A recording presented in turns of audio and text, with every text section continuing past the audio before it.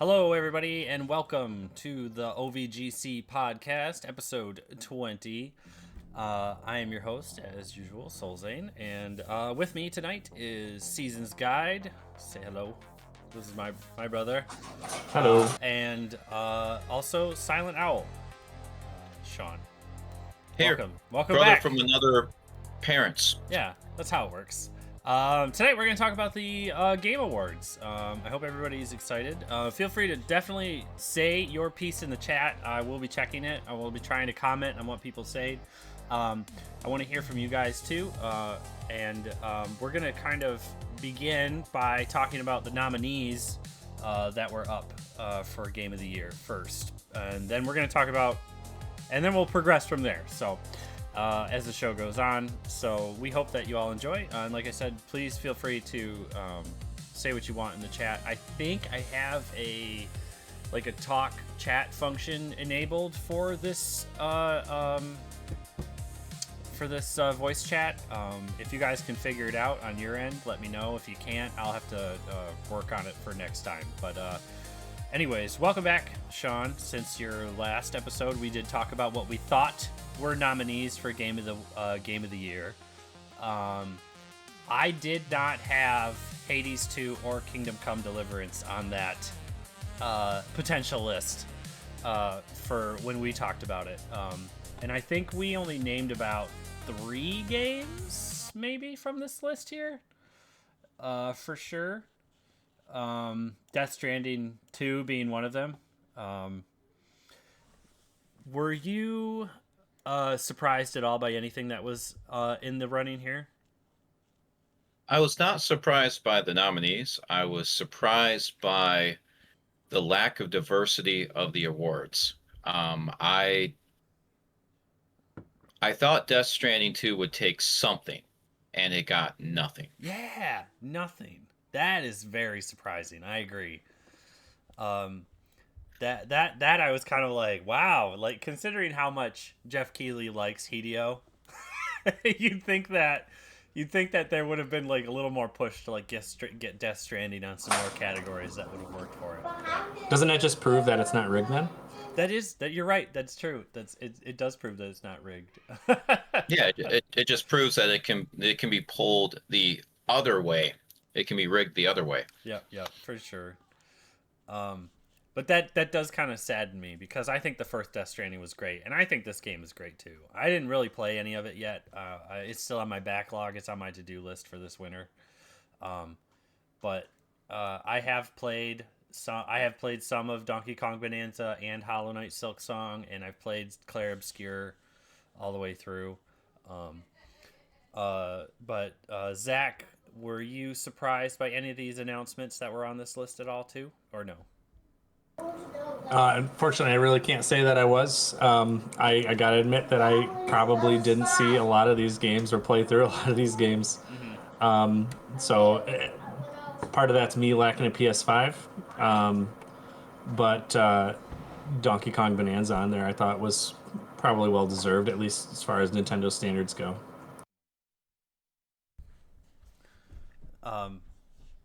I think. Do you think that Donkey Kong Bonanza deserved to be on that list up there?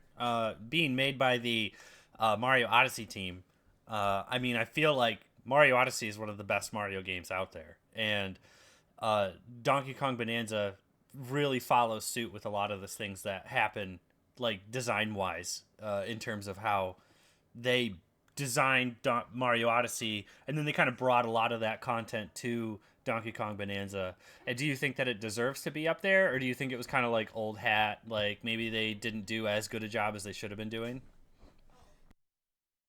I thought it was a great game. I think it was a pretty good mix of a love letter to old school players, which was really nice to see.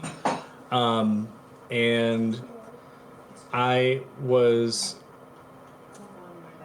pretty happy with the fact that it was, had that Mario Odyssey touch to it. Like, you could definitely tell, like, Mario Odyssey was a huge influence, it felt like, with Donkey Kong Bonanza. Just the roaming, the movement really felt solid. It felt good to do it. So it was one of those to me, I think that it's deserved to be up there, at least nominated. I don't know if it were. I can't tell you if it won anything. I missed most of the awards, unfortunately, except till the end there. But it's a good game, and I think it deserves people to give a chance to look at it. Sean, is Donkey Kong Bonanza a game that you think is on your radar for the future? If you ever get a Switch I 2? can't say because I haven't played it. Is it the type of game I want to play? Not really. It's not something I typically play. I'm more of a RPG or survivor horror. So platforming, maybe the kids would love it. Smashing stuff is cathartic.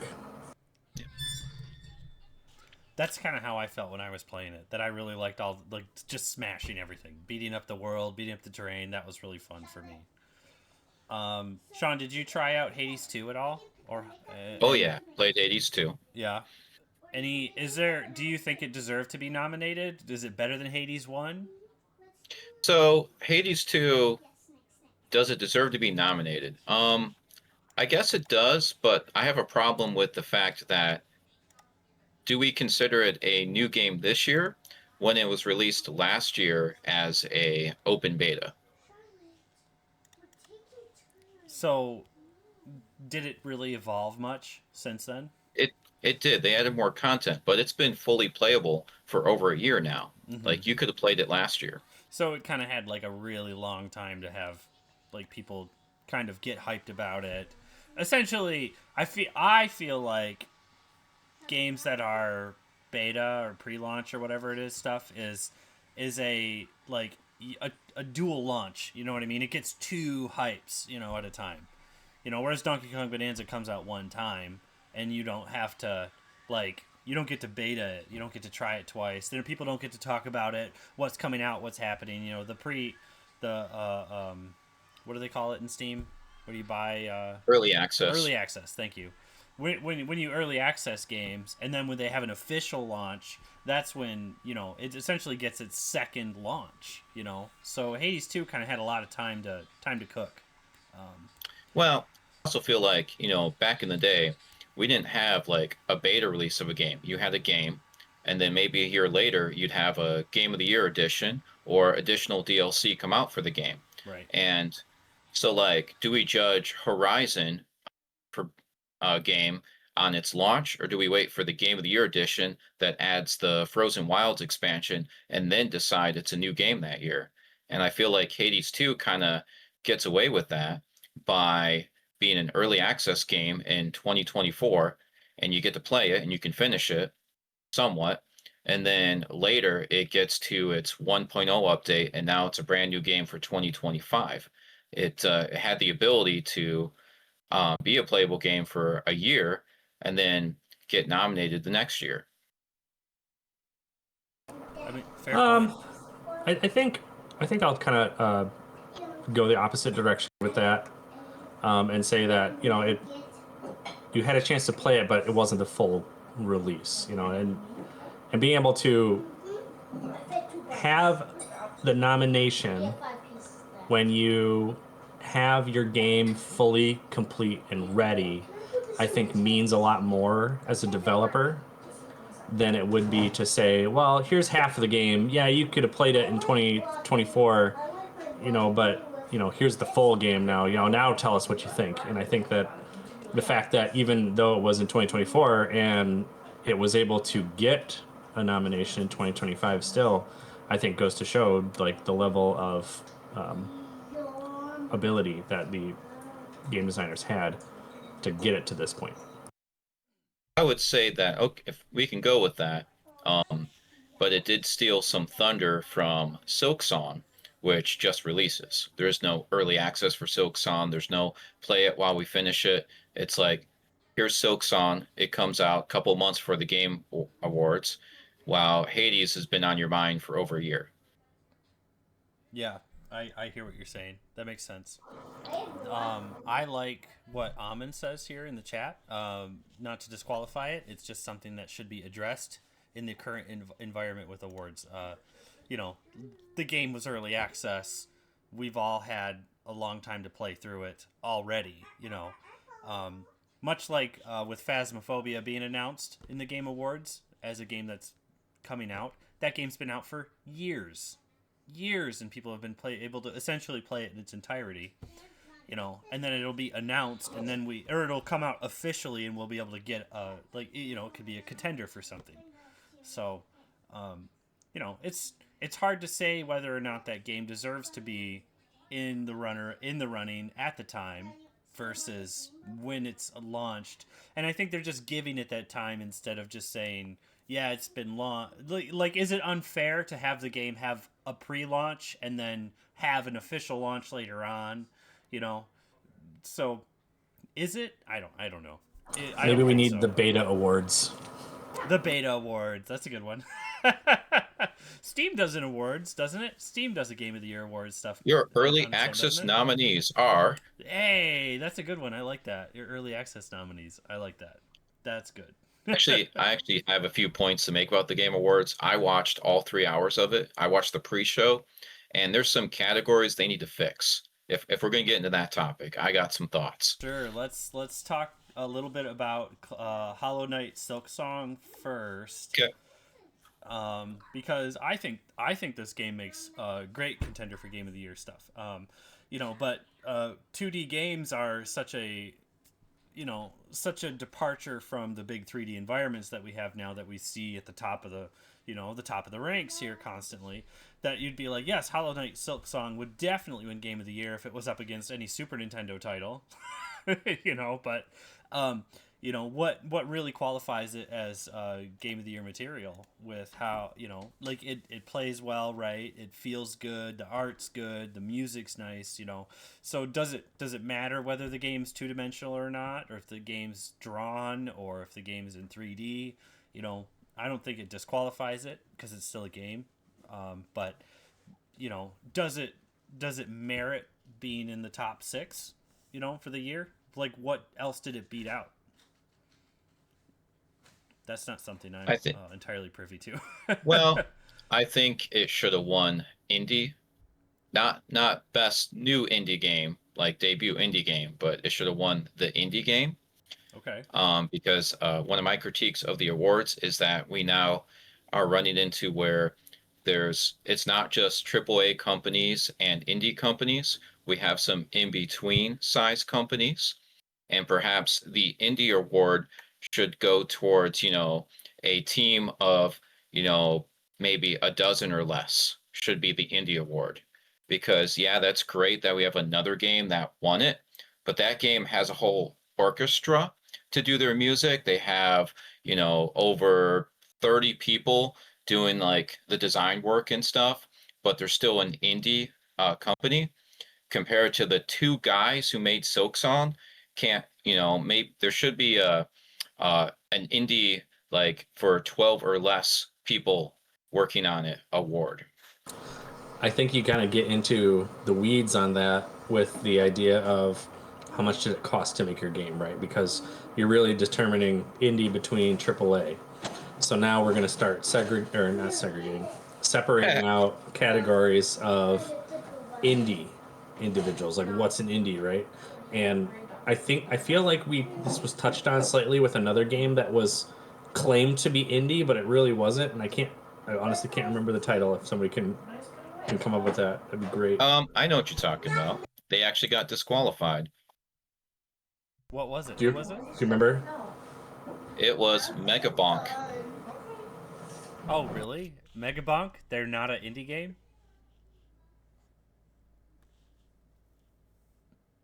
I feel like there was a developer who was like a subsidiary of another AAA company, like EA or something like that. I honestly can't recall. But I remember somebody trying to claim it was indie in an award category, and it was one of those things that, like, I don't know. You start to wonder like where that line gets drawn, and you gotta really, figure that out. So I can see with the desire for wanting Silksong to have better representation as an indie title, where against something like Expedition 33 that had a French team and a huge team, and we're able to do a lot more. So maybe we need broader or more narrow definitions of indie. Yeah, who won? Who won Best Indie? Uh, Expedition 33. It did. Okay, okay. So that They does kind of disappoint me. I don't think it should be considered an indie game. it is though, according to how much money was put into its development, it classifies itself as an indie game. I see. So that's what Interesting. their ratio is to determine what they consider an indie game. Yeah, an indie game is a game that it has to meet like they have to spend like a certain amount, like not more than a certain amount of money. It's considered an indie game for the Game Awards. So it's not about how much staff you have for them, it's about how much money you spent to make it. I see. Oh, that's what I figured it would be. So, um, so who was Silk Song then in the run? I assume Silk Song was in the running for Best Indie then too. Silksong was in the running for best independent game. Um, there was a really good game for independent game that I kind of wanted to win. It was called Absalom. It was a couch co-op RPG fighting game that's drawn like a Saturday morning cartoon in a like Dungeons and Dragons type like world. And I wish that would have got like best independent game or Blueprints. Blueprints Oh would have been a yeah, good pick. absolutely. We did talk about Oh, Blueprints in our last game too. This is video of Absalom. Um, let's see. Right away makes me think of what the heck is it? 80s.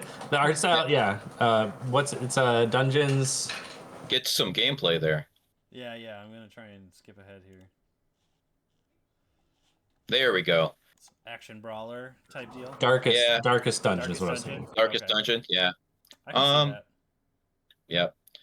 It's a lot better with someone else playing with you. Me and my wife, we've cleared this game twice.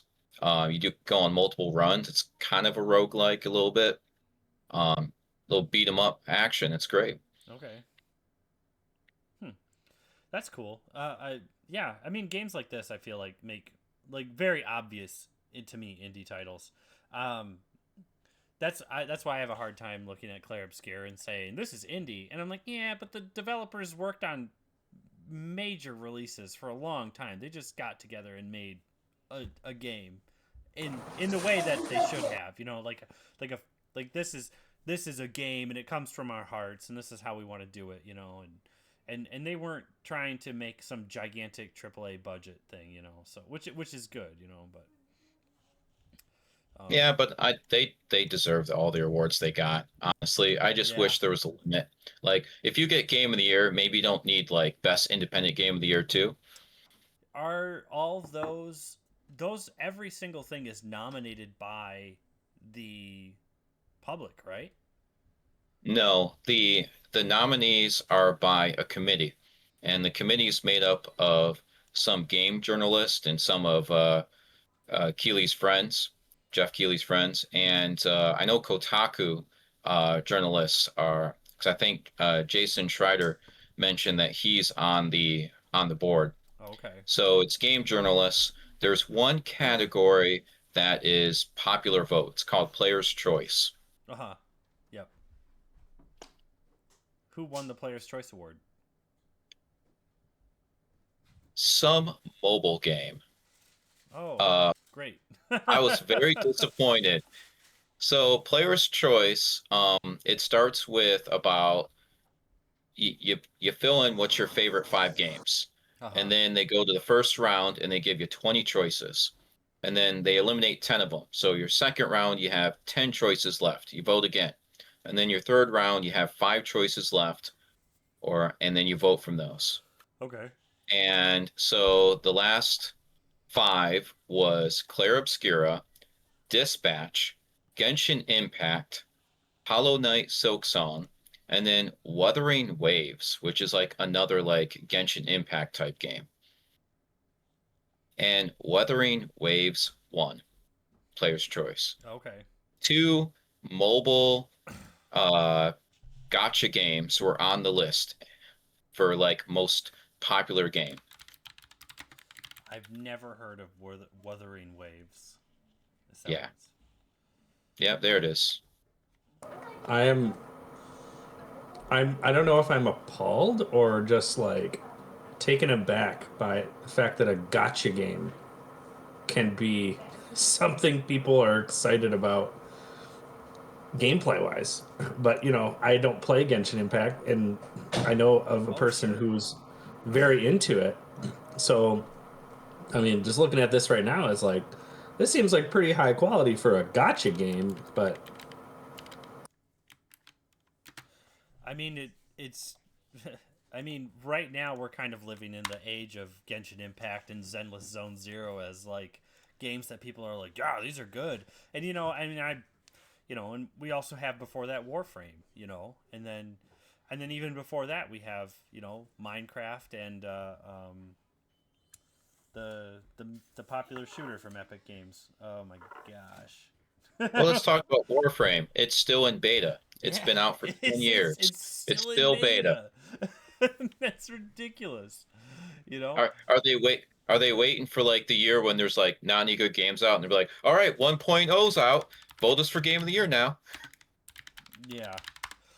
that's how it works. It's That's Jeff. how It's it the Jeff works. Keighley trick. It's the waiting game. I I I want to move on though from this and let's talk about Claire Obscure though, so, really quick because it won Game of the Year. Personally, in my opinion, I think it deserved it.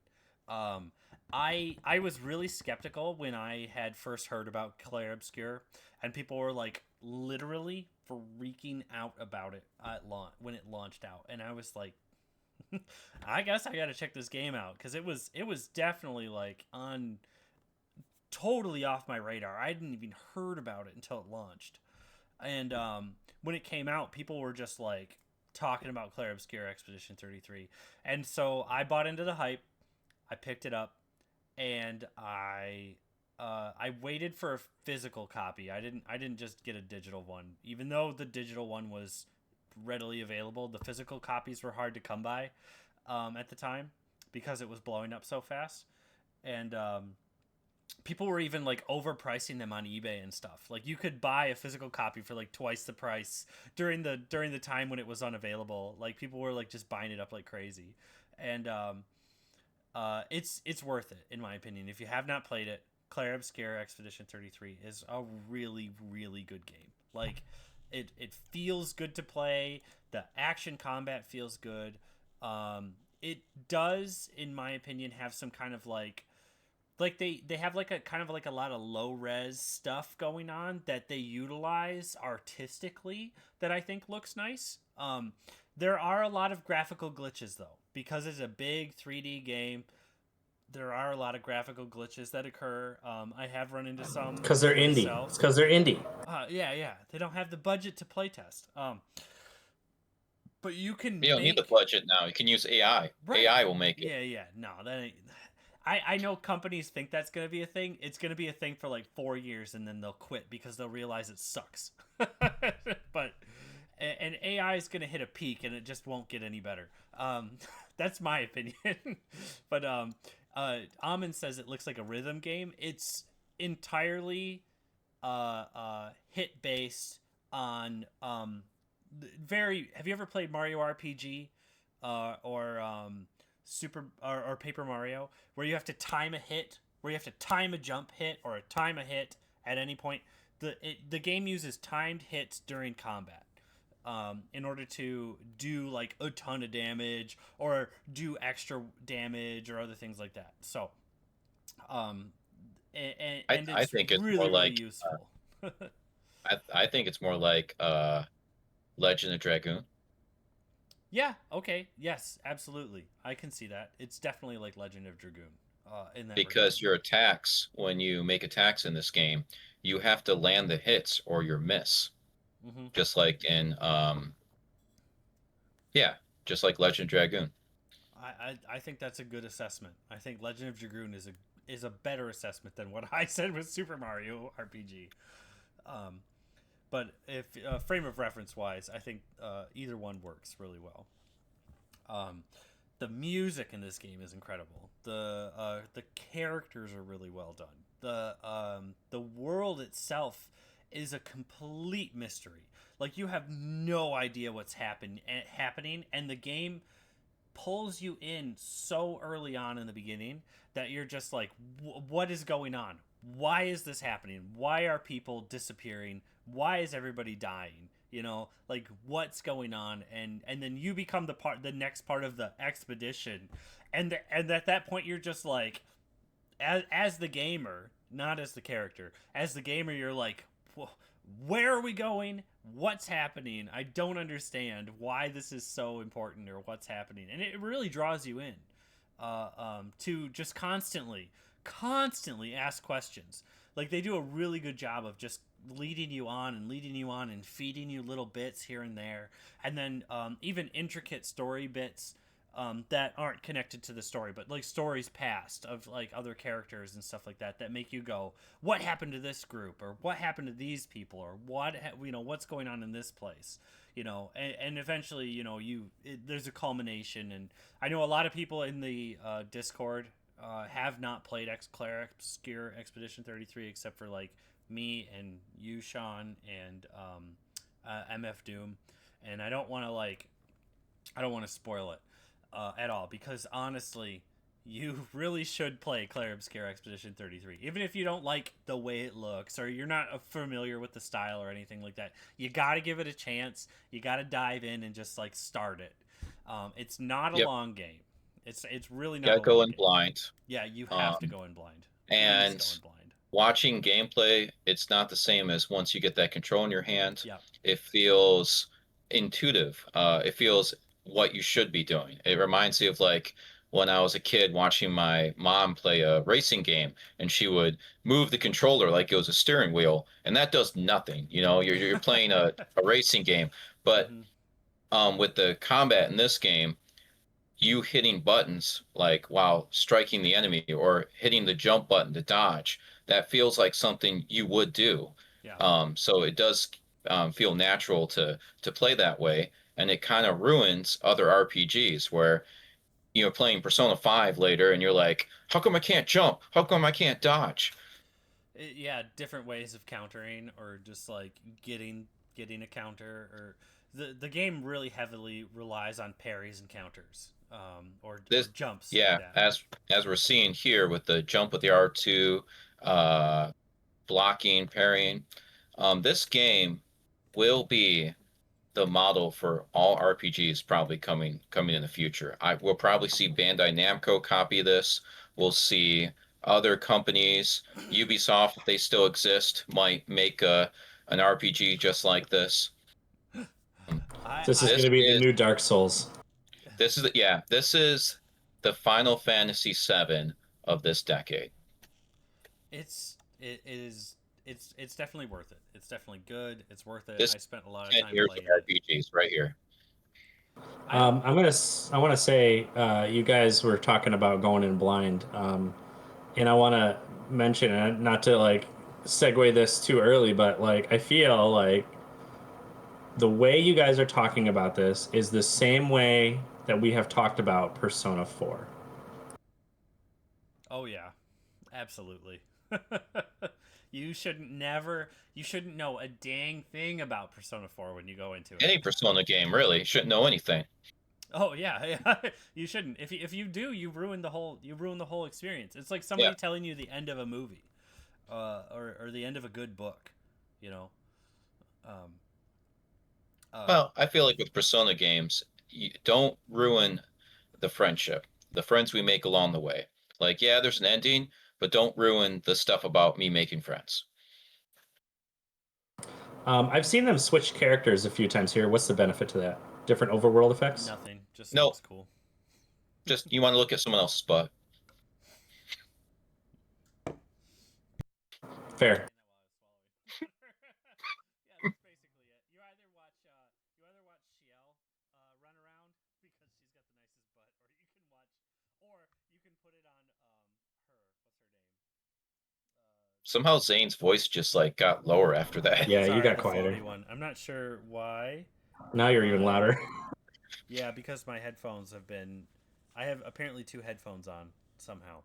Oh, I was wondering why something was picking up other stuff. So there's probably going to be some feedback or something. Anyways, what I was saying is you either watch Shiel run around or you watch this girl Luna, because Luna doesn't make noise when she runs because she floats, so you don't have to hear footsteps constantly in the game. That's what I like about playing as having Luna be the main character, or being the Well, one it's that because she doesn't wear interacts with her. shoes. Right? Yeah. Well, That's it's funny. because she attacks with her feet. That's right. Quentin very- Tarantino would love that character. Yeah, very Sanji-like. Thanks. Yeah. So I on a molecular level feel like Claire Expedition 33 was game of the year. No matter what anybody showed up, no matter what showed up behind it, anything, there just really wasn't anything that was going to beat it out. I just didn't see it at all. So that's my piece on that, and I'm ready to move on to some other stuff if you guys have anything else to say. I want to throw in something funny. So, Kingdom Come Deliverance 2, who didn't win anything, they put in an option now that when you get caught like stealing, one of the options is to blame the French. Oh my gosh, that was an update in Kingdom Come Deliverance 2? Yes. Oh I'm sure it's my. in reference to Expedition 33. Wow. that's hilarious. Wow. They are bitter. Holy cow. I mean, it is Sure, it's playful. is Expedition 33 Thematic. a better RPG than Kingdom Come Deliverance 2? No, I never played Kingdom Come I Deliverance don't 2. know either. Yeah, I don't It know. is half off on Steam, so maybe I should. I played some of the first one, and I don't know. It was all right. I've heard. I mean, when Kingdom Come Deliverance 2 came out, it was a phenomenal. Like when it came out, people were just like, "Whoa, this game's amazing! You got to play it." And like people who'd never played the first game were playing it. So, it, but over time, it like kind of got forgotten and overshadowed. And Claire Expedition 33 is a really good RPG. It just is. It doesn't matter like if like they worked harder or worked longer on it. It's it just is a really good game. Solid all the way through. A lot of people really liked it, So I don't know. Yeah. It's a tough call. I understand they're bitter about their loss for that. And thankfully GTA 6 didn't come out this year, so no. way to go, Expedition. If it did, you go to early access, then release it next year, 1.0. Yeah, There you go. That's we know how the rules work now. Congratulations to Claire Obscure Expedition 33. I look forward to actually playing it someday. I think you. And I think you should. and for those RPGs that come after. Yeah. I'm curious to see if other games kind of copy it. Like you were saying. If there's anybody in the chat who has anything else to say before we move on to games that were featured, trailers and such, we can wait a little bit for some commentary here from you guys. I just hope other developers don't take the wrong lessons from it, like they typically do from success stories. Yes. When you say wrong lessons, what do you mean? Almonds. They copy the wrong things. They think that's what the success is. They think it's about being French or something. They're just gonna be a brand new French RPG. French gaming is gonna skyrocket. The CEO of Rockstar walks in and is like, "Listen, everybody, you're all fired. We must be French now." The new Assassin's Creed's in France. Let's go. Yeah, that's what it is. That's what it'll be. Yeah. It's time for Final French Fantasy. French Fantasy 1. Yes. Instead of having a gun sword, you have a baguette sword. I think the idea might be something along the lines of how Dark Souls has succeeded, and really, if you think about all of these so-called Dark Souls games, right, the Souls games, which ones stand out? Which ones are in front of you? And the only ones that are really come to mind right away are going to be like Elden Ring, made by FromSoft, and I don't know what else is there. Bloodborne, Okay. Sekiro, Shadows Die Twice, Legend of Pi or whatever. And do you do you know anything about them? Do you remember them, or is there something about them that made them different, or are they just like, oh look, it's more Dark Souls, but you're playing Pinocchio? Hmm. Well, I mean, we had this similar. Well, Amens brings up Wukong, and I think that was a good one to actually. That's a good one to actually like kind of talk about from last year. Wukong, the developers felt like they were robbed from Game of the Year, and I don't really see that. Or not last year, but was Astrobot last year or the year before? Astrobot was last year. Was it Yeah, last year? Astrobot Okay. last year. So I mean, Astrobot, in my opinion, I played through the whole game. I did all the DLC as it was coming out and such. I think it deserved it. I think it was a really, really well made game. There really wasn't anything like that Astrobot did wrong. It was solid. It felt good. Um, and I think Astrobot deserved to win Game of the Year when it did win. And the developers of Wukong were like all mad and upset about it. But it's like, yeah, but you guys, you have a game that has major glitches in it. You have a game that has invisible walls, which isn't even a thing that people like to use anymore in game development. Um, they've updated it now, so you can't even kill the female villains in the game. It's weird, What? like how they made an update in Wukong. It wasn't Wukong, or it was the game that they came out with after. Um, then that I'm thinking of, but they still Wukong is tough, because I don't even think Dark Souls won Game of the Year or any Dark Souls like. Did Elden Ring win Game of the Year when it came out? I don't think so. It won something. Um, I believe it may have won best action game when it came out. oh, okay, sure, sure. I don't think it was Game of the Year material. I mean, it was in my. I mean, it was. That was. I definitely spoke before I thought. But um, still, like Wukong in that sense to me is just not as accessible a game as Astrobot. And that kind of puts it in a position where people are kind of more leery about it, and they're like, I don't really want to play Wukong, whatever. Um, I did want to touch on one thing too before we go over to is Lance and I had talked about the art direction that Lance had mentioned that Hollow Knight Silksong should have won best art direction, and Claire Obscure had won best art direction. Um, and I think those are two games that are really hard to judge against each other because they're so different.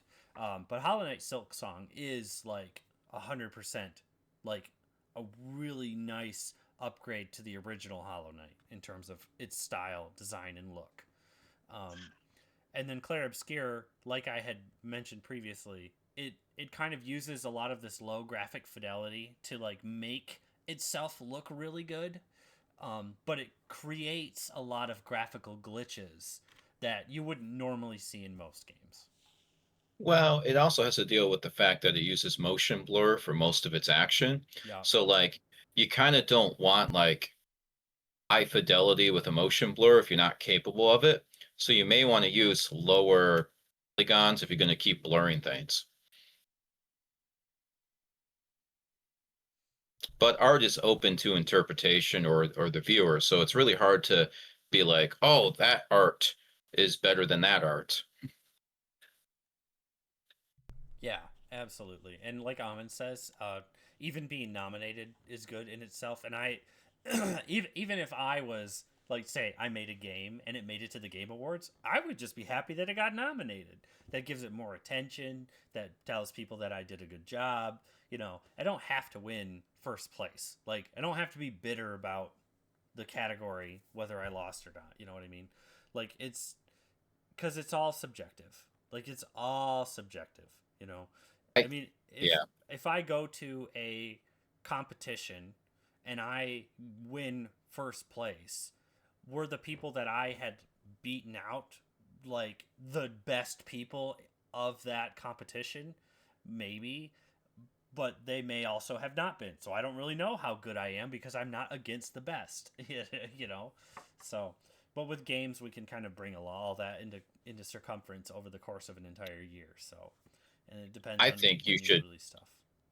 you should celebrate the fact that Flute Guy brings his own flute for each game that gets nominated, and that was the smallest flute I've ever seen that he blowed for Silk Song. So Silk Song got its own tiny flute, so that's amazing. He had Flute like Guy approved. 7 or 8 flutes, something like that. Oh, that guy. There should just be like it's two guys with like golf bags behind him with a bunch of flutes, just kind of give. Here's the next one. Caddy. Yeah, for real. He was definitely going ham on that thing. He needed a game award, honestly. Yeah. I definitely saw that people were noticing him, which was hilarious.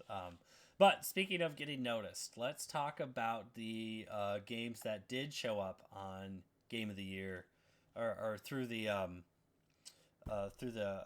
Game Awards. So Announcements. we have a pretty long list. There's a lot of games that showed up here. The first one, I think. Can I Go for mention it. something? Yes. The Game Awards viewership is larger than the Super Bowl. And to get a trailer for your game or get an ad during the Game Awards is almost as expensive as getting an ad in the Super Bowl. The Game Awards this year had 100, actually, we don't know what this year is, but last year was 154 million people watched it live. And I'm sure more people watched it this year, but that's more than the Super Bowl.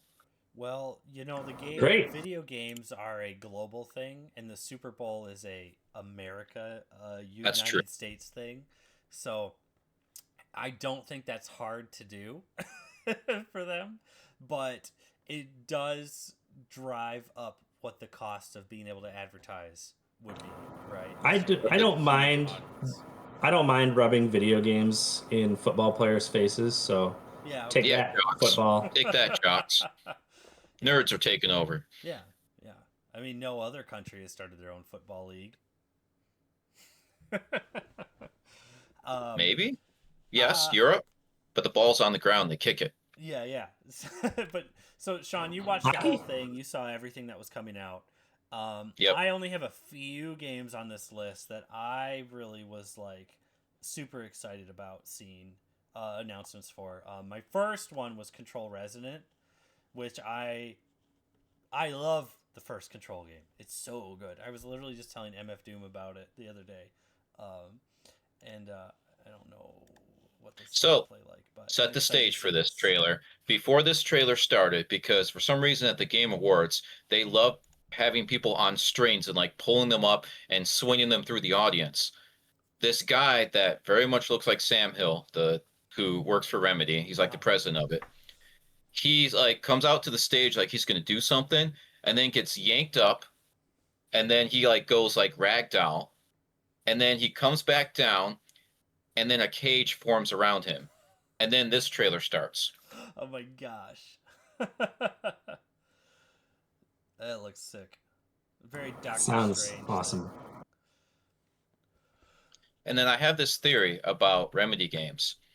I think the Alan Wake games are the experiment games where like you're experimenting with like gameplay, storytelling. It's why some people kind of don't like how it's more story than game or like there's different bits of game in it.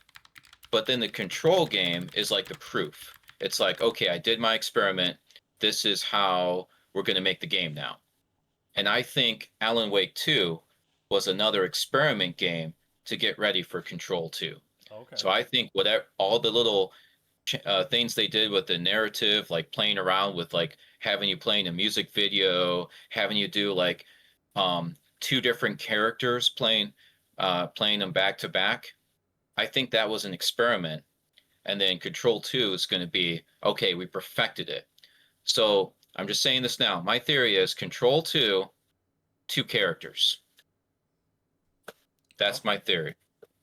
I think we're just seeing Dylan, Faden using melee combat, but I bet you we're still going to have Jesse Faden as a playable character with the service weapon, with the gun combat. Okay. And I think we're going to be swapping between them as one's still in the old house and one's outside in like what the world will become if the hiss gets out. Yes, exactly. Control 2 characters. That's what I think Control 2 is. Yes. Okay. That's my theory. Mm-hmm. A game theory. I think it's cool that we're sticking with Jesse and Dylan in this. I do. Maybe. Yeah, right. We don't know if Jesse's in it really yet, but she has to be. It's his brother. So it's her brother. So It's her brother. You guys are such nerds. I have no idea what you're talking about. you have to play Control, Zach. If you have And not Alan played Wake, Control, and Alan it's Wake so 2. good. And you have to And play Indigo Alan Wake 2. Prophecy. You have to play. No. It goes Alan Wake, Control, Yes. Alan Wake 2, then this game. Yes. And what's the FBC one? The FBC Control temporary. The Federal Bureau of Control. Prey? Well, there was a game they were coming out that was supposed to be like a multiplayer shooter. That's thing. Firebreak. Yeah, Firebreak. That's it. I didn't like it. Yeah, well they closed the servers on it anyway, so. You played as during the hiss outbreak that happens in Control. You're just a bunch of like random like FBC like officers are like, yeah, we could deal with this. Mm-hmm. We don't got names, so we'll be okay. Okay. I mean, it's whatever. But yes, Control. If you have not played Control or Alan Wake, you definitely should. Max Payne is in the same universe, but he's not. But he's not, because Max Payne is a book series in the games. Because Max Payne was made under contract with another company, so Remedy can't use the name Max Payne because I think Ubisoft owns the character. So there's a character, Hardcore Sam, who's basically Max Payne, exists in that world. I think it's similar, right? Yep. I think they just can't use the name. They made the game, but yeah. Who else was ready to call this Mega Man 12? Yeah, I thought for sure it was going to be the next Mega Man mainline game. I was ready to call it Mega Man Mobile, now on phones, because I figured that's how they're going to screw us. Somebody was telling me earlier today that Capcom said they wanted to put as much effort into Mega Man as they have been the Resident Evil sequels or the remakes. Your Legends 3, it's still on the moon, and you have to build a rocket to go get it. Yes. Is this supposed to be just like another side-scrolling Mega Man shooter? Because that's what I see in the screenshots. Yep. That's it? Exactly. Great. So it's a total revamp of Mega Man without the creator of Mega Man? Well, I heard that the reason they're not calling it 12 because it's not friendly to new players, but it may also feature some stuff from Mega Man X. Oh, okay. So perhaps like kind of like a dual kind of build, like a reimagining of Mega Man at this point, right? That might be why it's called Dual something, right? Dual Override. Yes. I don't know. He's got all those yellow things coming off him. 2027. 2027. It's a long ways off. Games that are over a year away. It's probably not even gameplay. That's their concept. It's gonna look like Mighty Number 9 later. Yeah. Oh my god. Not looking forward to that. More like a Mighty Number 2. The Divinity announcement. They had that gigantic statue. Yes. You need to say yes to. You need to say yes to being over 17. I had to let them know. Unfortunately, now you all know that I'm at least 17. I mean, just in time for Christmas, I get to watch this guy hung up cross-like and burned to death. While he explodes. Dude, this is great. I was really into this trailer. It was a really good one. You're gonna get demonetized now. You're showing this on. I will agree. I will. So we're not there yet, but I will agree with everybody who watched the Game Awards that the final trailer should have been this. Yes. Why it wasn't? is Second part. beyond me, and it's just like clearly that the hero shooter that got announced. I can't remember the name of it because that's Not how forgettable it Overwatch. was. Yeah. Right. Was paid so much more money for that. I mean, you're gonna forget about that game as soon as it comes out, if it even bothers to come out after the shame that it probably received at being the last thing at the Game Awards. But I will say, Divinity looked really good just from this trailer. Obviously, we didn't get any gameplay, but it gave you a really good idea of some interesting stuff that you're probably going to get to enjoy. I think this is a trailer to say, hey, all you Diablo lovers who are sick of, playing on your phone or getting like, having to pay money every month for like gaming passes and stuff, why don't you just come over to Divinity? We got demons, we got devils. Come here. We also got old men burning to death with pustules forming all Yeah, over their body. yeah. This is my first time seeing this trailer, so I've actually this is really cool. Go pick up Divinity Original Sin and Divinity 2. Mhm. Yeah, no, I mean, it's this pretty sick. is Larian Studios' next game after Baldur's Gate 3, so it's probably going to be just as immersive as Baldur's Gate 3, I suspect. You know, I Well, don't see why they wouldn't. this is the franchise they were doing before they did a Baldur's Gate. So like they did their Baldur's Gate, the working with Dungeons and Dragons. Now they can do their own thing, Divinity, without like being tied to like, fifth edition rules and stuff. Yep. What was the point of the statue, Jeff? If this wasn't going to be the final trailer, For real. I th I thought that the guy in the statue, they're going to later reveal that they made him swallow a bunch of bees. Yeah. It's awesome though. It's really cool. It gives you the atmosphere that the mom with the kids like, look, dear, look at the guy burning. Isn't it great? It's like, what a weird world. so That's like, sadistic. Yeah. yes, First, you're like, oh, everyone's having a great time, and then you see this guy, struggling, and you're like, yeah, something's going on here, right? And then it reveals that he's, burning to death, and all of a sudden your viewpoint for all the people around you shifts because you're like, oh, well, these guys are depraved. This is crazy. And then all of a sudden he starts bleeding sentient pus and whatever, and you're like, oh, maybe they were burning him for a good reason, just like, so Yeah, he was it's definitely just crazy. he was haunted. Um, yeah, for real. We also had more info on Resident Evil Requiem. you did skip Pragmata, which I don't want people to skip out on. That's coming out from Oh, Capcom. oh, okay. Comes out. Do you want me to go back That's to that, or do you want to talk about Resident Evil right away? we can talk about Resident Evil. I like both. Both are Capcom. Yeah. So I'm a big Resident Evil fan. I have played every Resident Evil game. I like to speed run them. I've played them multiple times because my wife doesn't like horror games, and she has to know the story, so I got to play it again. Okay, real quick, do you notice that on the trailer it's somebody playing Resident Evil on a Switch 2 in a game? Because I don't think that's a real hand. Is that a real hand? It looks like it. Oh yeah, it's a real person. So Resident Evil Requiem is going to be on the Switch 2, apparently. So if you want a lower fidelity version of it, it's available. Wow, sick burn, bro. Yeah, if my house burns down and all I took out of my house was my Switch too, then I got an option. At least I can finish Resident Evil Requiem. Yes.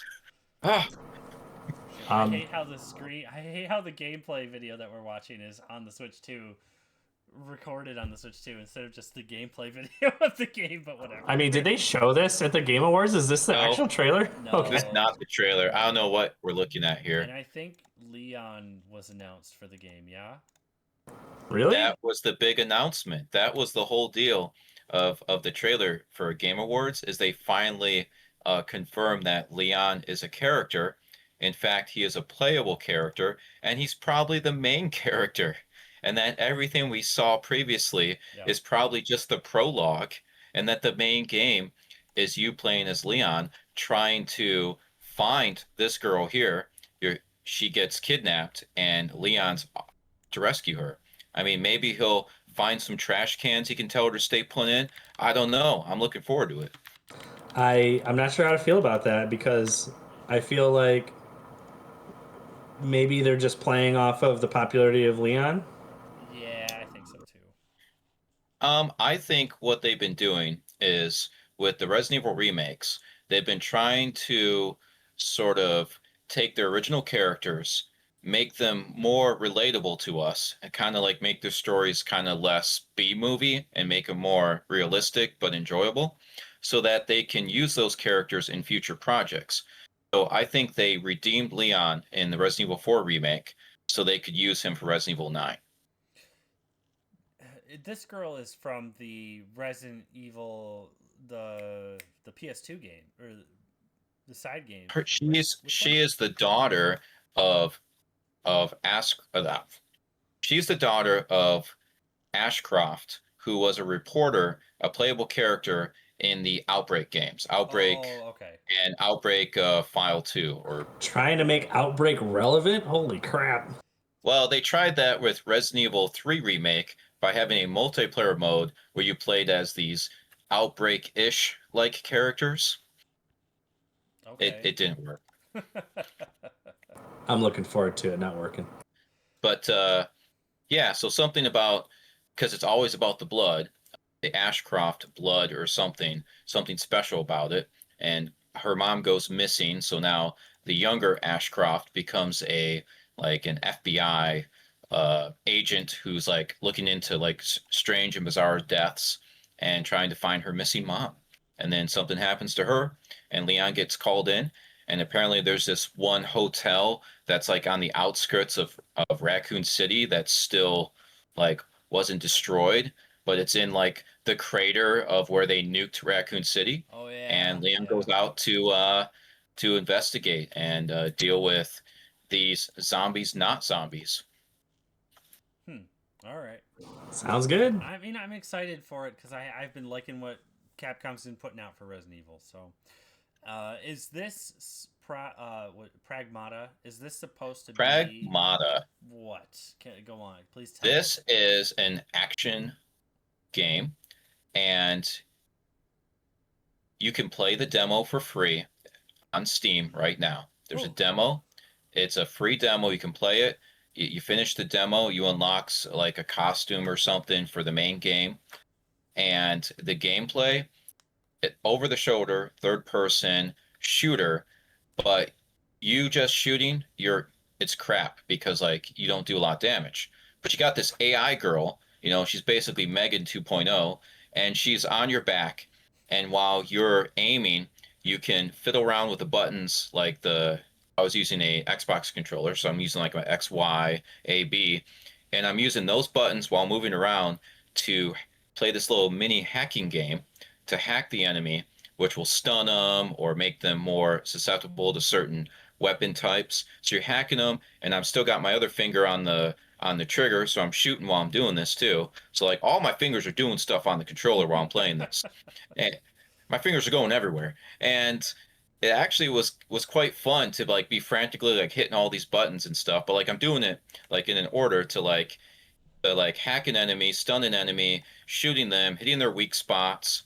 It's like Dead Space type gameplay, but it's not a survivor horror. It's against robots, and you got a kid on your back that's a robot.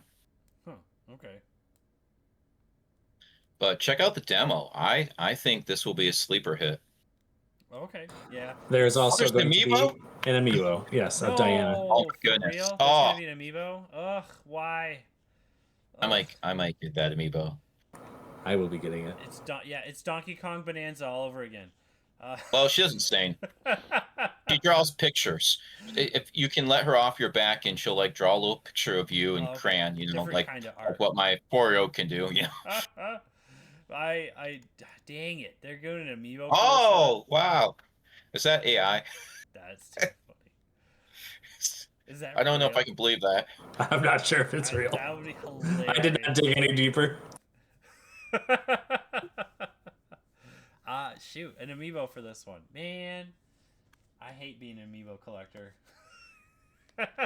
I wish I also hate me being an amiibo collector. I have every single physical, yeah, toys to life amiibo in my collection, and my God, I wish it would end.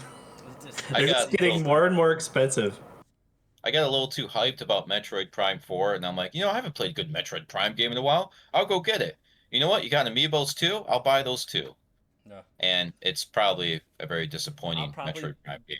I'll probably buy $150 later. Pragmata. $150 later, and I'm like, man, I'm not having fun with this game. Got all this nice plastic though. Jeff, make sure you get the amiibo for Pragmata. And never buy the game. That's how I do some of mine, unfortunately. Yeah. Let's try and do a couple more, and then we'll move on to. You want to talk about the stinkers? Sure. Let's pick two bad ones. What's two bad Okay. ones there? 7. I want to play that. When they played that trailer for Invincible Versus, it was some corny crap where like what's his name? Kirkman or something, the guy who makes the comics. He like shows up and like one of his Robert Kirkman, and one of his characters is like yelling about Adam or something. And I'm just like, this is so stupid. And then like the trailer was just to introduce, we have a new character that you can pay for this fighting game. Yeah, because I so. It was a terrible commercial, or whatever it was supposed to be. Jeff and I talked about this a while ago with the summer game announcements. This game got announced just before the new Marvel fighter that's coming out. Rivals? Yeah. Oh. And that game looks so much better than this. The Token or something. Yes, Token. Whatever it is. Yeah. Marvel Token. And it was just like, this is coming out in the literally on the heels of that, and it's like that game's just gonna blow this one out of the water. I don't see how this game's gonna do good. I just don't. It doesn't look good. It just looks like a total ripoff of Street Fighter with its tag team stuff, and it's just or Street Fighter, but Marvel versus Capcom with its tag team stuff, and I'm just kind of like, I don't care enough about Invincible to play a fighting game about invincible characters. Yeah, looks about unfinished this season 3. Oh, yeah, no kidding. Amazon needs to really kick it back up and give us some more Invincible, because there's enough content to have produced season 3 by now, or finished it. Jeez. But no, they released a season 3, and it there's they outsourced some of the animation. There was this scene I saw in the first episode because me and my wife were watching it, and we quit right then and there. The background was not moving, but the steps were moving while these two speedsters were like fighting each other. And I'm like, they forgot to animate the background. Wow.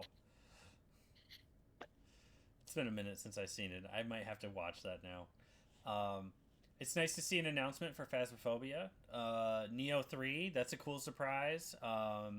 Ace Combat is back, which is kind of neat, but I have no hopes for it at all at this point. Ace Combat thanks a lot, buddy. I'm sorry. I know you like Ace Combat, but I do like Ace Combat. This is a continuation of 7, which is a continuation of 6. The best Ace Combat game. Not 6. No. It's a continuation of Ace Combat, the universe that Ace Combat 4 and 5 are in from the PS2 era, which is what they call the Strange Real world. Okay. Where, yeah, it's.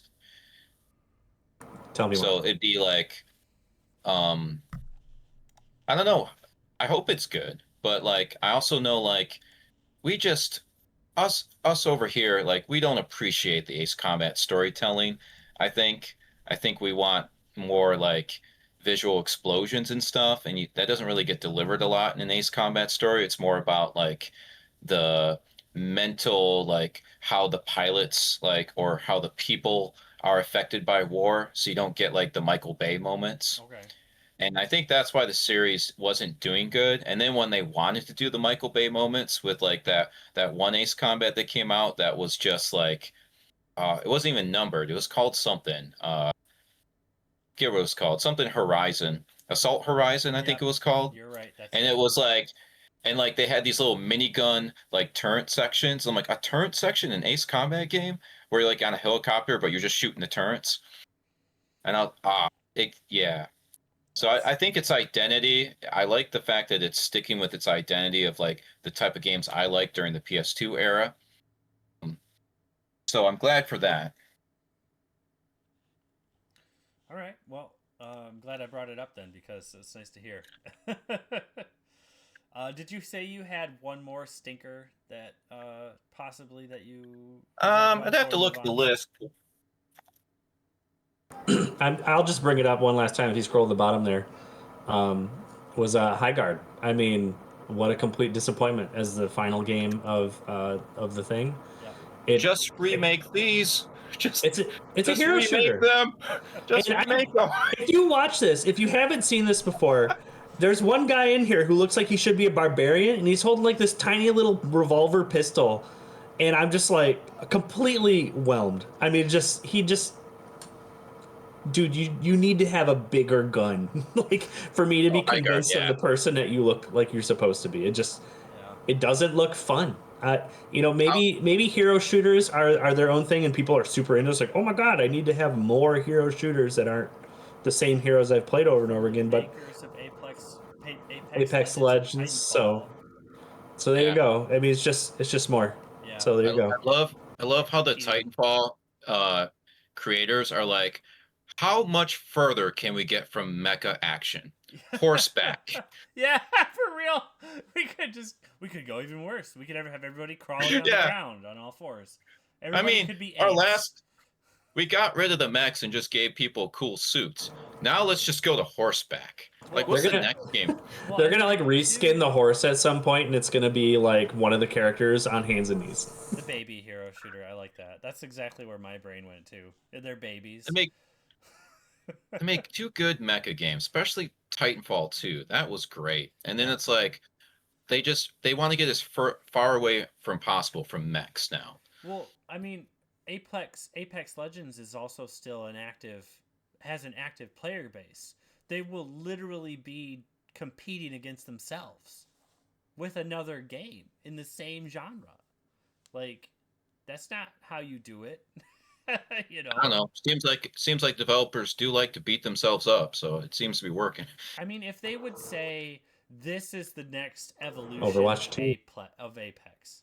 Well, Overwatch 2 actually replaced Overwatch 1. It did, and people weren't happy about it. No, Yeah. they weren't. But No, they that's what's not but broke. This guy. even Blizzard saw that. Like they saw that if we put out Overwatch 2, Look at this guy. Look at this guy. competing Doesn't he against just look Overwatch. goofy? Yeah. What Like, guy's goofy? The guy who The was guy fighting on the in left wall. with the big dude. I thought it was goofy when you Go back summoned that slightly. like Black Panther looking tank, and Right Yeah, there. boy. Get it. Isn't he goofy? looks like a Gears of War reject. That's good. For real. Oh, shoot. All right. So let's talk about the OVGC's Game of the Year winner. I had everybody vote if they wanted to vote. They got to pick every game if they wanted to. They could talk about anything. Overall, Persona 4 won by 1 point as the number one game of our year this year for OVGC. This is gameplay. Can't wait for the remake. That is Heck really yeah, dude. cool. That got announced right after we picked it for our game of the year, or for game of the not game of the year, for our game of the quarter Seasonal. at the time. Yeah. Which was pretty cool to see. Raise your hand in chat if you love Persona 4. Yeah, I think it's. I'm not in pretty- chat, but I do love Persona 4. I love Persona 4. It's such a good game. I wish I had played it in high school. And out of I think Persona 4 was like one of the first Persona games to start the fad of like, wait a year, it's going to be a better version or something. Like we got gold, we got royal. You're right. Yep. Because 3 had 2 versions come out within this time frame. It did have Fez. Yeah, that's true. And P3P Portable came out shortly after Persona 4 did. So, or it was slightly before it, but still, I mean, you could have played this game on the PS2. It came out for the PS2, and it's a good game. So, you know, and I'm glad we all got the chance to play it. It's definitely worth it.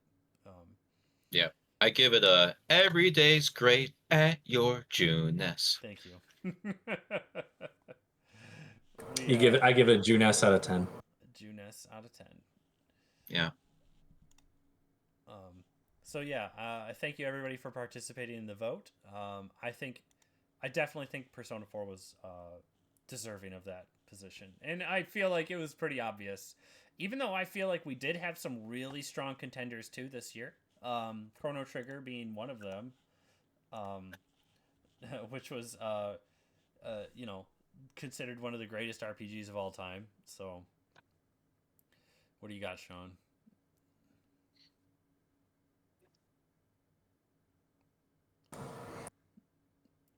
Oh yeah, there you go. What is that exactly?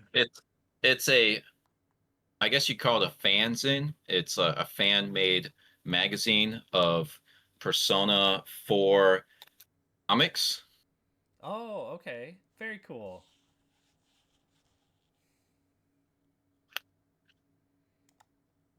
You might also know them as Him Daisy. And Oh, then yeah, someone yeah. on the internet animated it and gave it voice acting. Oh, yeah, yeah, yeah. Nice.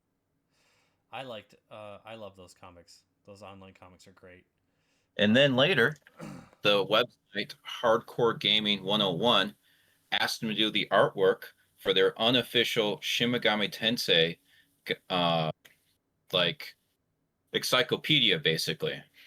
Oh, okay, very cool. Yes. There you go, almonds. Everything you need to know about SMT. I love Persona. All right, send me links, buddy.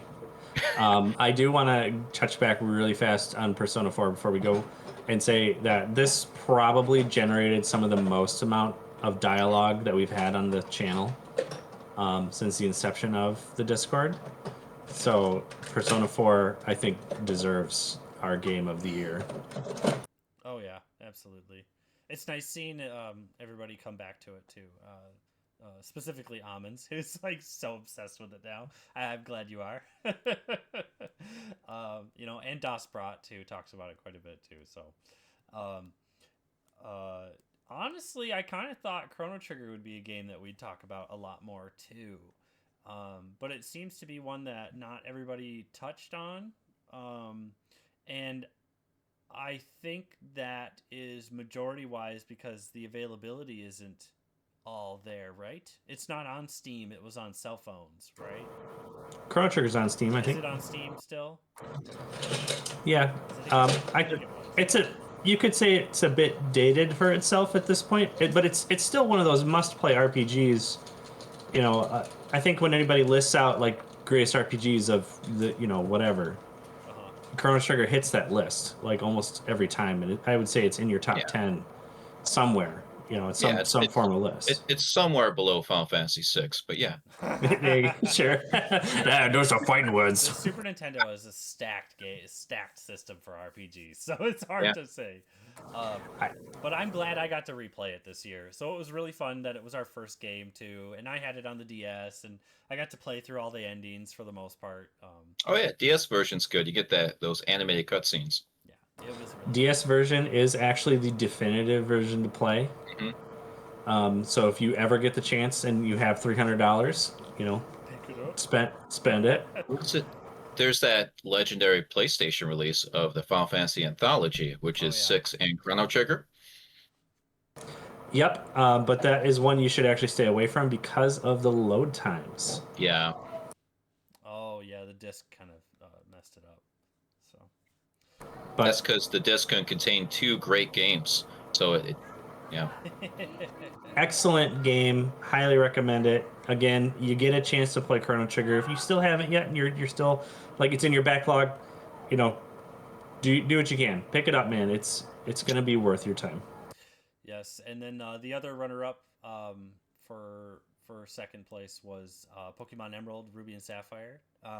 We have not talked about this yet for our last quarterly game, but we will in a week here now when Jeff, I, and Matt all talk about it at the end of this month, which is going to be great. And then we get to talk about our next game of the month stuff. So I don't really have like a lot to say about it this time, but I'm really glad we all finally got to pick like a good Pokemon game for one of our quarterlies. And this one came up once before on suggestions, so it was nice to kind of see it come back. And I'm really glad it did because we have a lot of engagement from this one too, which has been really fun to see. It's probably one of the best Pokemon games. And I'm not trying to like say that lightly and vaguely exactly because there's just so many. But like Ruby Sapphire Emerald was the end of that era where you had the more what it was the Game Boy Advance one, right? So it was the last one because after this is Diamond Pearl, Yep. which really felt like a shift toward more 3D aspects. And so the Game Boy Advance, when you said the Super Nintendo was a stacked RPG console, the Game Boy Advance was a stacked RPG console. So having something like Pokemon Emerald, Sapphire, Ruby stand out as one of the greatest RPGs on the system. It's an excellent game, and I loved playing through it again. And I'm glad I finally got to play through Emerald. I played Sapphire growing up, and I loved it. So playing this again was great, but the way you play through it, you never felt like you were overpowered or over leveled getting up to those next gym leaders. I always felt like I was right there at the cusp of Right where you yeah, I need to could be. probably lose, right? It felt good to play it. It felt like I was playing a hard Pokemon game, which I just don't feel like we have anymore. So huge that we got to have this in our lineup for the year, and I'm really glad that I, people liked it and got to play it as much as they did. I didn't like this the first time it came out. I had to play it later in my older age to appreciate it. And I think one thing that a challenge this game had is it came out after the second gen, and the second gen had a lot of things that were familiar to you, and this game was in a completely different sort of world or area. There was less familiarity. There were new enemies, Team Magma, Team Aqua, new kind of legendaries and stuff. And I think when I was younger, I didn't appreciate that. I was like, how do I get back to Kanto? Where's Yeah. where's uh where's it, Kanto? it I makes you I don't want want to it. play this. It makes you want more. It makes you want more. So I didn't enjoy it the first time because I found out you don't get to go to Kanto. You don't get to go to the places I've been to in the previous two games. But then later, I appreciate what it did by being in its own area. And other Pokemon games would do the same, but this was the first one that like didn't let you go to those other areas. That it just was confident in its own place that it had made, and its enemies. Yeah, Team Rocket, but let's have some new enemies. Let's have Mhm. like a story that deals with like the balance in nature. Yeah, no. I think it definitely probably put people off at first with the fact that it was a whole new place instead of an expansion on the other two games, like the second Yeah, game was. So it's a whole new world. So don't you There's dare. I there's a can't lot wait. of good things you can I say, so can't. I can't wait to see Yeah, what you guys say yeah. about I it. can't wait to talk about it because I don't want to talk about everything about it yet. But I'm really excited to hear what Jeff has to say because this is one he came back to, and I know he said he's been enjoying it. So. And then the last game that was in our top three runner up behind our game of the year was Castlevania Aria of Sorrow. Um, really awesome game, honestly. Excellent. It's such a good Castlevania game, and it also stacked RPG on the Game Boy Advance. It's just a good game, and I do not think personally that it is as good as Symphony of the Night, just because I feel like Symphony of the Night really gets that gothic horror feeling a lot more than this does, because this kind of feels more like we want to bring it back to Japanese animation style, so they kind of go a little anime-y on it, but which is fine.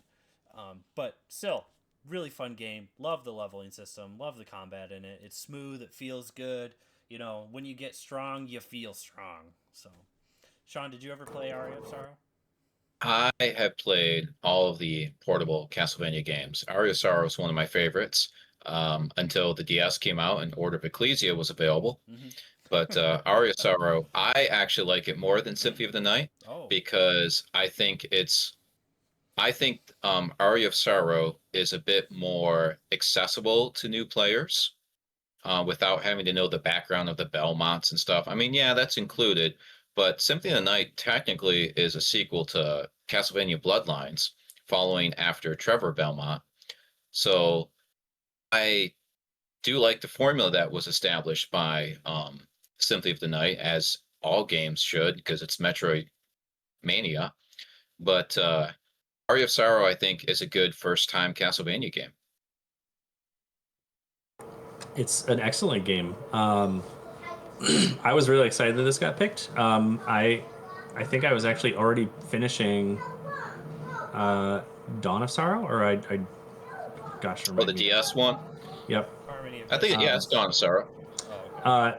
And so I had already beat this, and then I went and played Dawn, and what reminded me when this came up here for the game of the year for us, it reminds me of what we were just talking about with Dark Souls, where you have all these copycats that do like a Metroidvania style game, and there's 100 of them, right? There's 1,000,000 of them, but you play a Castlevania game, and it is the best almost every time. If it looks and feels like Castlevania, and if it moves like Castlevania, it is just you love it. And that's what I loved about Aria of Sorrow, and that's what I loved about Dawn of Sorrow, even though you could say it's a lesser game. But you look at the multitude of Castlevania side scrollers that are out, and they're their own thing. And if something else tries to be it, it just can't do it, in my opinion. Yeah, and all the Castlevania games too are different too. In some Yep. ways, I mean, it's so satisfying. I mean, collecting the souls is satisfying, leveling up is satisfying, getting different weapons is satisfying. It just feels so good to play. The movement is good, the fighting is good. I will even say that the other game that O.V.G.C made recently, Bloodstained. Yeah. I will even go as far as to say that Bloodstained has a hard time competing with his old OG Castlevania. It's the visuals too, like the limited pixel art you have with the Game Boy Advance and what they did with it. Maybe I'm crazy, but like this type of like color scheme and art style they use, it also reminds me of my other favorite Game Boy Advance game, Metroid Fusion. Like just the use of color instead of it being like dark. I like the use of color in a Castlevania game. I don't like always being in the dark sometimes, and that gothic art's still there, but it's colorful. Like areas have their own sort of palette of colors they use, so you can like know where you're at. It's so good. Yeah, absolutely. I don't think we have much more to say about it at this point. It's getting kind of late. So with that, it's been really fun talking about everything that we've had going on here, guys. And My ears. yeah, that hurt. Well, I probably broke the volume control when I said "but." That's what it is. So thanks guys for talking about the game of the year, the O.V.G.C game of the year, games that are coming out. Look forward to seeing a lot of that stuff. Thank you everybody for joining us in the chat. Zach, you had an announcement too before we go. Yeah. Can I do a share screen? Yep. I believe you can. Let me see if I can. I wonder if I have to stop streaming. Oh, I think I found it. See if you can do it over mine. Okay. So we have another piece of puzzle that we do for collecting points when we play games, and it's called Power of the Player. And this year we beat in collaboration 40 different games. And what I did was I took all of the screenshots that we have to upload in order to achieve points, and I made a collage of. I made 3 different collages of as many of the screenshots as I could find. So if you check out my screen share really quick, you can see one of those right there. I can also put them all in chat if that helps. Can you? Let's see. I can't see your screen share on my end. Okay. Let's see. What I'm going to do is I'll just throw them in chat so everyone can see them. Sean, can you see his screen share? Nope. Yep, we do. Okay. It does say I'm sharing, so let me. The stream has ended, actually. I ended my stream. Oh wait, I found it. You gotta click on him. He's got a separate video.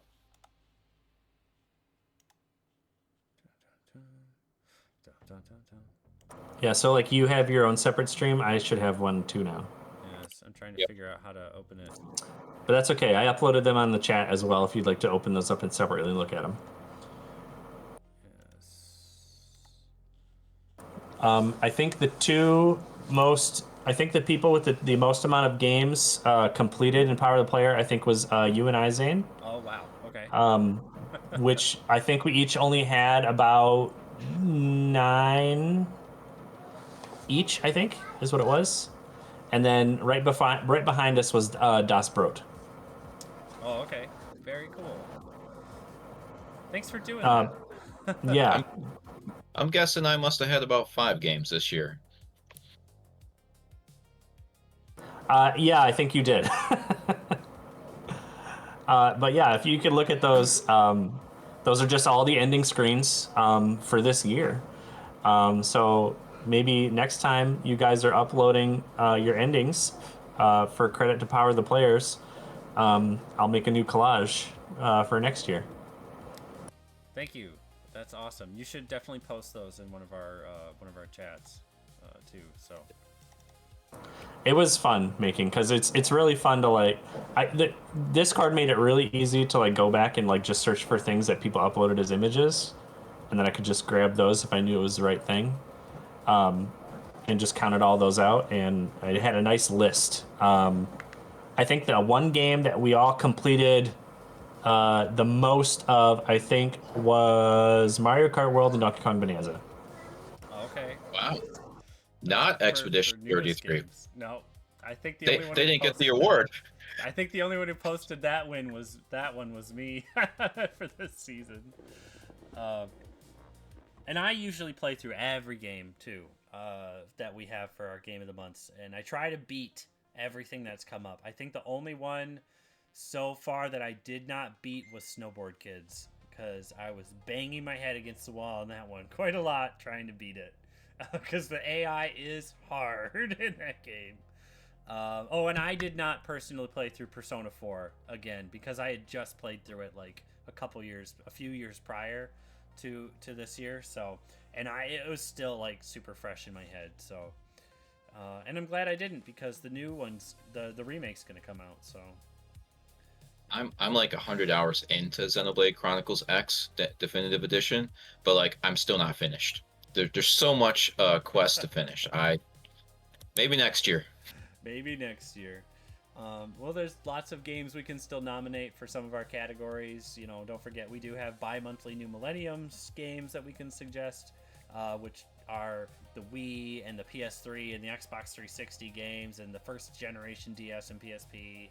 And then we have our Classic Quarterly coming up too, which is an old game with no time limit. And then our next Classic Monthly in January, which is going to be the game for that suggestion is going to be a first, just like this last January, a first in the series that we're going to do. So I look forward to doing that. The announcement for those suggestions are going to start here in a few days. In about three or 4 days, I'm going to open up suggestions for that for the next categories. So we're going to pick 3 games for the beginning of next year for 2026 when we start. Exciting. Yeah, I'm excited. Vote for this. Vote for this. Put it That's in there, Sean. You can't. That's a movie. That's can't. illegal. Yeah, no. Put it in your suggestion for quarterly, Sean. All right. I believe Xenosaga had come up at some point too. All right. Time before. So yeah, put it in your Let's suggestions go. for quarterly. And then good luck finding episode 3. Yeah, I have all 3 games now. I found it myself, so proud of. Reminder to Lance. Those of us who are level 30, we get 2 votes in the monthly. Yes. Speaking of what you're saying, Seasons, is anybody who has made to level 30 in the Discord gets 2 vote options for Classic Monthly Game each month. You can either make your game suggestion and then second your own game suggestion if you want to as well, or you can make a game suggestion, second another, or make 2 alternate game suggestions going forward every month for Classic Monthly Game only. So just remember that. We only have 2 people with that tag. It's the OVGC contributor tag. So the more games you complete, the more points you earn, the more you can get those bonuses and options. And less chances for Pikmin to win, so it can keep being a meme. Pikmin chances coming forward. And we are also finishing up Kaiju number 8 for this month. If anybody's been watching that for anime, for our anime monthly, I've really liked it. There are 2 seasons out and a recap movie if you want to watch it. I just finished season 1 and I'm getting on to season 2 here next. I really had a good time watching it, and I can't wait to pick that too. So that is also coming up. So we're going to have 4 things to talk about in our next show. The next podcast show, speaking of, is going to be on the 26th of January. So in 10 days, or of December. So in 10 days, 26th, we'll be talking about it right after Christmas. We'll have our show. I hope you guys can join us. I know it's a holiday thing, so it's really tough. But the 26th works for me, and it works for Matt, and I believe it works for Jeff too. Jeff, if it does not, let me know, because I don't. I keep forgetting what days of the month are the holidays, and I'm like, oh yeah, that's right, Christmas just ended, so who knows what's happening. So I look forward to seeing everybody then. And with that, I am Soul Zane. This has been Silent Owl and Seasons Guide, the 3 S's. So thanks everybody for watching. Is that it? You guys don't have any more announcements? Otherwise, we're going to sign off. This is where we plug stuff, right? I'll plug this, that. Nah, I got nothing. You need to. Have a Merry Christmas, and if you haven't, go watch Nocia. That anime has been really good. Right, it's making me want to go pick up the video game, which I'm probably gonna end up doing. Oh, that's exciting. Yeah, if you like Danganronpa, you'll probably like Nocia. Keep on keeping on. Keep on keeping on. With that, we are out. See you, everybody. Thanks for watching. You will see the tears of time.